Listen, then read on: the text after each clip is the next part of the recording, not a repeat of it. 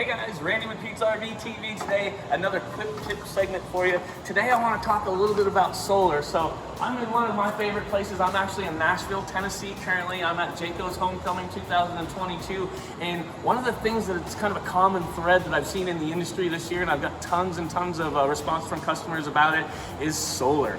So Jayco has definitely represented solar very well here at Homecoming this year. I just want to talk a little bit about solar because the questions I get from the end user, the consumers, they don't always understand exactly what solar does for them. So solar in my world is a battery charger. So when we have solar panels on top of our camper, or we have suitcase panels next to our camper that we can chase the sun with, they are charging our battery. And then we can take and use that charged battery, that stored power that's in a charged battery, the way we want to use it. Whether it be using it throughout the coach or putting it through an inverter to operate a TV or a laptop or a refrigerator or something like that. But solar is going to charge our battery, and then it's up to us how we want to take that stored power and use that stored power.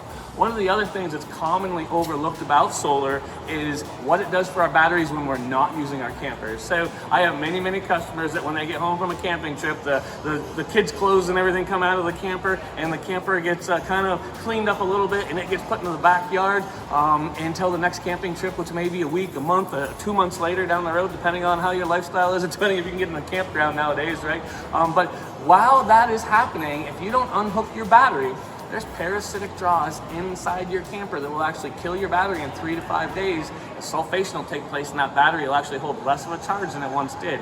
With today's solar panels, they're going to maintain our batteries when we're not using our camper. So you should start your new camping trip with a fully charged battery that has been professionally maintained by that solar panel on the roof of your camper, and you should have as much storage capability as when you put that thing away, instead of having it sulfate and actually shortening the life of the battery. So solar does a lot of great things for us, and Jayco again has represented it here today. So we'd love to talk solar with you, and if you have any questions, definitely reach out to me or one of my teammates, and I look forward to seeing you on the road, and happy camping.